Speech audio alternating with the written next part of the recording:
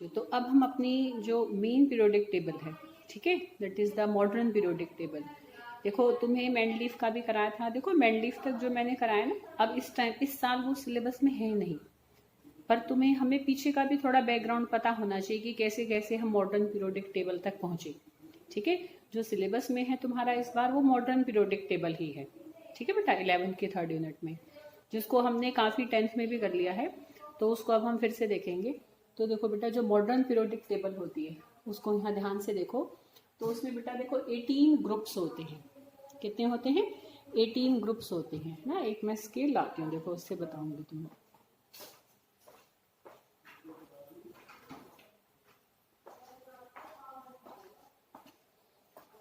देखो, देख सकते हो बेटा, देखो यहाँ ध्यान से देखना। ये वाली जो ऐसे ऐसे हम चलते हैं, नीचे की तरफ चलते हैं, ये सारे क्या होते हैं? These are the groups. और जब हम ऐसे ऐसे चलते हैं, ये सारे क्या होते हैं? ये होते हैं पीरियड्स। ठीक है, तो देखो 1 2 3 4 5 6 7 8 9 10 11 12 13 14 15 16 17 18। तो 18 तो इसमें क्या होते हैं? ग्रुप्स होते हैं। ठीक है, और पीरियड्स देख सकते हो, देखो 7 इसमें क्या होते हैं? पीरियड्स होते हैं। ठीक है बेटा, तो ये हमारा मेन पीरियोडिक टेबल है, जो मॉडर्न पीरियोडिक टेबल है, ये उसका मेन फ्रेमवर्क है। और नीचे देखो दो इन्होंने क्या कर रखा है, जो ये हमारे कुछ 28 एलिमेंट्स। ठीक है, मेन जो पीरियोडिक टेबल है देखो ये यहाँ तक है सारी, उनसे बाहर रखे हुए हैं। जो पहली लाइन की जो हमारे एलिमेंट्स हैं इनको लेंथेनॉइड्स कहते हैं, लेंथेनाइड्स। और जो दूसरे लाइन के उनको हम एक्टिनाइड्स या एक्टिनॉइड्स कहते हैं। मेन फ्रेमवर्क में एडजस्ट नहीं हो पा रहे थे, इसलिए उनको उठा के नीचे रख दिया गया है। ठीक है, तो ये हमारा मेन हमने मोटा मोटा देखा कि मॉडर्न पीरियोडिक टेबल होती है। अब इससे रिलेटेड हम एक चीज देखेंगे कि देखो एक ग्रुप में हम उन्हीं एलिमेंट्स को रखते हैं जिनकी प्रॉपर्टीज एक जैसी होती है। ठीक है, जो एक ग्रुप है उसमें उन्हीं तत्वों को रखा जाता है बेटा जिनके गुण एक जैसे होते हैं, ताकि हम उस पूरे ग्रुप को पढ़ें, बजाय कि उस ग्रुप के अंदर जितने में 7-8 एलिमेंट है उनको अलग अलग पढ़ें। उसके बजाय हम एक ग्रुप को पढ़ लेंगे। तो जब एक ग्रुप को पढ़ लेंगे तो हमारा काम जो 8 बार हमें करना पड़ता वो सिर्फ एक बार करना पड़ा। ठीक है, तो इसलिए ग्रुप वाइज जो एलिमेंट्स रखे हुए हैं उसमें क्या है कि सेम प्रॉपर्टीज वाले एलिमेंट्स को हमने एक जगह रख रखा है। ठीक है, ये बात क्लियर हुई। अब हम इसी चीज को ही देखेंगे कि ऐसा क्या होता है कि एक ग्रुप में जिन एलिमेंट्स को हमने रखा हुआ है क्यों उनके गुण एक जैसे होते हैं। ठीक है, what is the cause of periodicity. ठीक है, पहले हम इस चीज को समझेंगे। क्या समझेंगे बेटा? Cause of periodicity. पीरियोडिसिटी समझते हो? मतलब एक पर्टिकुलर टाइम इंटरवल के बाद सेम प्रॉपर्टीज के एलिमेंट्स का रिपीट करना। अब जैसे कि देखो हम समझेंगे, देखो जो पहला ग्रुप हम उठाएं, पहले ग्रुप में हाइड्रोजन को रखा तो हुआ है, पर उसकी पोजीशन ना मतलब एनोमेलस हम मानते हैं। एनोमेलस समझते हो? मतलब हम पूरे कंफर्म नहीं है कि हाँ हाइड्रोजन को इसमें होना ही चाहिए कि नहीं होना चाहिए। ठीक है, पर जिन बातों को लेकर हमने इस ग्रुप के बाकी एलिमेंट्स को रखा हुआ है वो इसमें थोड़ी सी आती है, इसलिए हमने इसको यहाँ रखा हुआ है। समझ रहे हो? मतलब ये आगे चल के तुम देखोगे मॉडर्न पीरियोडिक टेबल में 2 ही कमियां रही थी। एक कमी हाइड्रोजन की भी है कि हाइड्रोजन की पोजीशन अभी मतलब अच्छे से फिक्स नहीं है, पर कहाँ रखा है? पहले ग्रुप में। ठीक है, तो अभी हम इसी बात को पकड़ते हैं। तो देखो पहले ग्रुप में हाइड्रोजन है, लिथियम है। ठीक है, हाइड्रोजन लिथियम, फिर हमारा क्या है इसमें? देखो सोडियम है, फिर पोटेशियम है। ठीक है, lithium, sodium, potassium, rubidium, caesium और फ्रेंचियम। ठीक है, देखो ये हमने पहले ग्रुप के जो एलिमेंट्स हैं उनको यहाँ लिख दिया है मैंने। क्यों इस ग्रुप में ये सारे एलिमेंट्स रखे गए हैं? ठीक है, क्यों? क्योंकि इन सब के गुण एक जैसे हैं। अब इन सब के गुण क्यों एक जैसे हैं वो चीज हम समझेंगे इन सब के इलेक्ट्रॉनिक कन्फिग्रेशन से। देखना बेटा, एक ग्रुप में हम उन्हीं एलिमेंट्स को रखते हैं, ठीक है बेटा, जिन सब के आउटर मोस्ट शेल का मतलब सबसे जो बाहरी कक्षा है, सबसे आउटर मोस्ट शेल का कन्फिग्रेशन क्या होता है? उनका सेम होता है। देखो ध्यान से, जैसे हाइड्रोजन का कन्फिग्रेशन क्या होता है? 1s1। लिथियम का होता है 1s2 2s1। सोडियम का क्या होता है? 1s2 2s2 2p6 3s1। इसका क्या होता है? देखो 1s2 2s2 2p6 3s2 3p6 4s1। ऐसे इसका भी करोगे ना बेटा, सारा हो के लास्ट में इसका आ जाएगा 5s1, सीजियम का लास्ट में आ जाएगा 6s1, फ्रेंशियम का लास्ट में आ जाएगा 7s1। समझ रहे हो बेटा? मतलब एक ग्रुप में जो एलिमेंट रखे गए, जैसे हमने फर्स्ट ग्रुप का एक उदाहरण लिया, तुम देख सकते हो सबकी आउटर मोस्ट शेल, सबका जो बाहरी कक्षा है, इसकी तो पहली कक्षा बाहरी कक्षा एक ही कक्षा है, क्योंकि देख सकते हो इसकी एस में एक इलेक्ट्रॉन है। ऐसे ही दूसरे एलिमेंट की भी देख सकते हो कि इसकी बाहरी कक्षा क्या है, सेकंड शेल है, तो उसमें भी एक इलेक्ट्रॉन है। इसका आउटर मोस्ट शेल का 1s1 है, तो इसका 2s1 है, इसका 3s1 है, इसका 4s1 है, इसका 5s1 है, 6s1, 7s1। कोई भी ग्रुप उठा लो बेटा, इसमें जो 18 ग्रुप हैं, हर ग्रुप के अंदर जितने भी तत्व हैं, उन सब तत्वों के आखिरी शेल का इलेक्ट्रॉनिक कॉन्फ़िगरेशन सेम होगा, बस शेल हर एलिमेंट पर बढ़ता जाएगा। जैसे इसमें एक शेल है तो इसमें 2 है, इसमें 3 है, 4 है, 5 है, 6 है, पर आखिरी शेल में जो नंबर ऑफ इलेक्ट्रॉन्स की संख्या है, ठीक है बेटा, और नंबर ऑफ इलेक्ट्रॉन एस में है कि पी में है कि डी में है कि एफ में है, वो भी सेम मिलेगा। देख सकते हो ये जो हमारा फर्स्ट ग्रुप है, इन सबकी ही आउटर मोस्ट शेल में क्या है, एस ही है, और सबकी ही एस में क्या है, एक एक इलेक्ट्रॉन है। तो क्योंकि समझ में आ रही बेटा बात कि एक ग्रुप में क्यों एलिमेंट्स के गुण एक जैसे होते हैं, क्योंकि एक ग्रुप में जितने भी तत्व होते हैं उन सबके आउटर मोस्ट शेल का इलेक्ट्रॉनिक कॉन्फ़िगरेशन सेम होता है।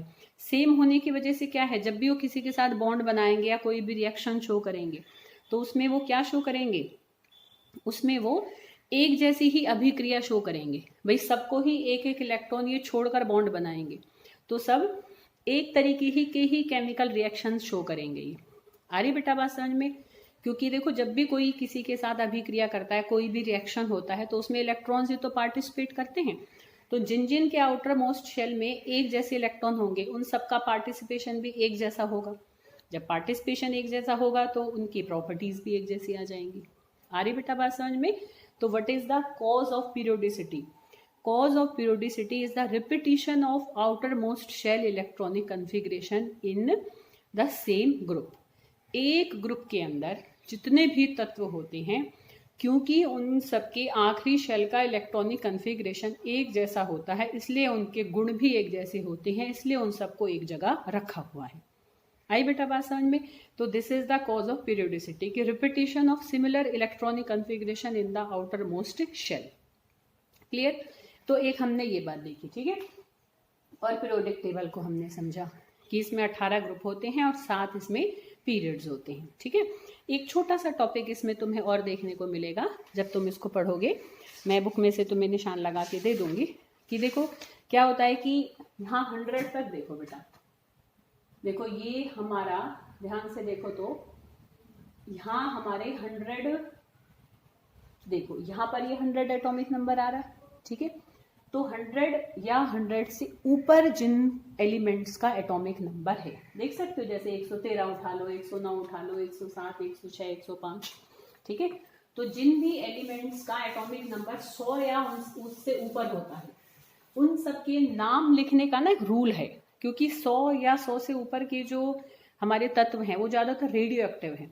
रेडियो एक्टिव मतलब उनमें से किरणें निकलती रहती हैं, तो उनके डिस्कवरर्स कई बार क्या हो जाते हैं, कई पैदा हो गए, मतलब उसी तत्व को पूरी दुनिया में, जैसे अमेरिका में कहीं किसी ने खोज दिया, तो किसी ने जापान में खोज दिया, किसी ने इंडिया में खोज दिया, तो सेम टाइम पर एक ही तत्व की डिस्कवरी हो गई, तो सब में लड़ाई होगी कि भाई मैं इसका नाम रखूंगा, उसने कहा नहीं मैं इसका नाम रखूंगी, ठीक है।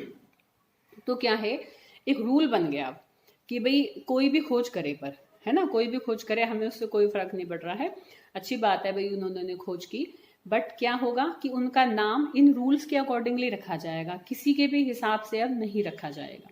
तो वो रूल्स हम देखेंगे, छोटे से रूल हैं बस, कि जिन एलिमेंट्स का एटॉमिक नंबर 100 या 100 से अबव होता है, ठीक है, तो उनका नाम हम कैसे लिखते हैं। जैसे मान लो कि हमें 105 किसी का एटॉमिक नंबर है, उसका नाम लिखना है, ठीक है। देखो एक ना छोटी सी टेबल तुम्हें बुक में मिलेगी, मैं तुम्हें निशान भी लगा कर दे दूंगी। देखो ये है, यहाँ देख सकते हो, देखो ये लिखा हुआ है roots for IUPAC nomenclature of elements, देख सकते हो यहाँ पर। तो देखो अगर 0 हमारा डिजिट आ रही है, तो 0 डिजिट के लिए वर्ड हम यूज करते हैं नील, 1 के लिए करते हैं अन, 2 के लिए करते हैं बाई, 3 के लिए ट्राई, 4 के लिए हम क्वाड यूज करते हैं, हाँ क्वाड ही है, 5 के लिए पेंट, हेग्स, हेप्ट, ऑक्ट, नॉन। ठीक है, इस तरीके से। और हमारा जैसे 0 से लेकर 9 तक, मतलब सिंगल डिजिट के लिए क्या हमें वर्ड यूज करना है, ये तुम्हें एक तरीके से 10 वर्ड याद रखने पड़ेंगे। इससे तुम किसी भी एलिमेंट का नाम लिख सकते हो जिसका एटॉमिक नंबर 100 या 100 से ज्यादा है। अब जैसे कि हमें 105 वाले का लिखना है, तो 1 के लिए क्या यूज करते हैं, अन। ठीक है, मच्छर इतने हैं, हाँ। 0 के लिए हम यूज करते हैं नील। ठीक है, नील लिख दिया, समझ रहे हो। 1 के लिए अन, 0 के लिए नील, और 5 के लिए यूज करते हैं पेंट। ऐसे जिनके लिए जो जो वर्ड यूज करते हैं उन सबको लिखकर और लास्ट में ईएम और लिख देते हैं। ईएम सबके लिए लिखेंगे। ठीक है, लास्ट में क्या लिख देंगे, ईएम। तो 105 वाले का नाम क्या बन जाएगा, अनिल पेंटियम। आई बेटा बात समझ में। ठीक है, इस तरीके से हम किसी का भी नाम लिख सकते हैं। अच्छा, मान लो किसी के जैसे जिस भी हम डिजिट के लिए यूज कर रहे हैं ऑलरेडी उसमें आई आ रहा है, जैसे मान लो ट्राई आ रहा है। जैसे मान लो वैसे समझो कि 113 वाले का नाम लिखना है तुम्हें। अच्छा, ठीक है, जैसे 113 किसी का एटॉमिक नंबर है और हमें उसका नाम लिखना है, तो कैसे लिखेंगे, 1 के लिए अन, फिर 1 के लिए अन, 3 के लिए ट्राई आ जाएगा। तो अगर ऑलरेडी उसमें आई आ रहा है तो जब हम ईएम लिखेंगे तो फिर आई को दोबारा नहीं लिखेंगे। ठीक है, इसी आई को यूज कर लेंगे, तो इसका नाम क्या बन जाएगा, अन ट्राई। ठीक है, तो इस तरीके से एक छोटा सा टॉपिक था। अच्छा, अब हम फर्दर देखेंगे। देखो, फिर हम अपनी पीरियोडिक टेबल पर ही आएंगे कि ये जो हमारी पीरियोडिक टेबल है मेन, इसमें देख सकते हो कि 18 ग्रुप्स हैं और इसमें 7 पीरियड्स हैं। इसके अलावा इसमें 4 ब्लॉक्स भी होते हैं। क्या है, इसमें 4 ब्लॉक्स हैं। अब उन ब्लॉक्स को समझेंगे। देखो ब्लॉक्स क्या है बेटा, देखो ध्यान से देखना। देखो इन दोनों को देखो बेटा, ये देख सकते हो जो दोनों लाइनें हैं, इसको हम एस ब्लॉक कहते हैं। क्या कहते हैं इन दोनों लाइनों को, ये फर्स्ट ग्रुप और सेकंड ग्रुप। अच्छा, क्यों कहते हैं, देखो 4 ब्लॉक में हमने इस पीरियोडिक टेबल को और बांट रखा है। देखो पहले 2 ग्रुप होते हैं एस ब्लॉक, जो 13वें से लेकर 18वां ग्रुप है, 13वां 14वां 15वां 16वां 17वां 18, ये है पी ब्लॉक। ठीक है, और जो बीच के जो 10 ग्रुप हैं, तीसरे ग्रुप से लेकर 12वें ग्रुप तक चले, देख सकते हो ये यहाँ से लेकर यहाँ तक, ये है हमारा डी ब्लॉक। और जो नीचे के जो 2 हैं, ये लेंथेनॉइड्स और एक्टोनॉइड्स हैं, ये है हमारा एफ ब्लॉक। तो S P D F 4 blocks में और बांट रखा है। क्यों बांट रखा है, देखो। ठीक है, कितने ब्लॉक होते हैं, वही जो सबशेल्स होते हैं हमारे चारों, वही 4 इसमें क्या है, ब्लॉक में हमने पूरी पीरियोडिक टेबल को, मॉडर्न पीरियोडिक टेबल को डिवाइड कर रखा है। ये कर रखा है on the basis of their outer most shell electronic configuration. जब हम इलेक्ट्रॉनिक कन्फिग्रेशन करते हैं, ठीक है, तो आखिरी इलेक्ट्रॉन किस में गया, जिन जिन एलिमेंट्स का आखिरी इलेक्ट्रॉन एस में एंटर करा। ठीक है, जैसे सोडियम का तुम करते हो बेटा, तो देखो 1s2 2s2 2p6 3s1, आखिरी इलेक्ट्रॉन किस में गया, एस में गया ना। तो जिन जिन का भी आखिरी इलेक्ट्रॉन एस में जाएगा वो सारे एस ब्लॉक के एलिमेंट्स होंगे। अब जैसे हम मान लो, तुम उठा लो नाइट्रोजन को, नाइट्रोजन का क्या होता है, 1s2 2s2 2p3, आखिरी इलेक्ट्रॉन किस में गया, पी में गया। तो ये कौन से ब्लॉक का है, देखो पी ब्लॉक का है।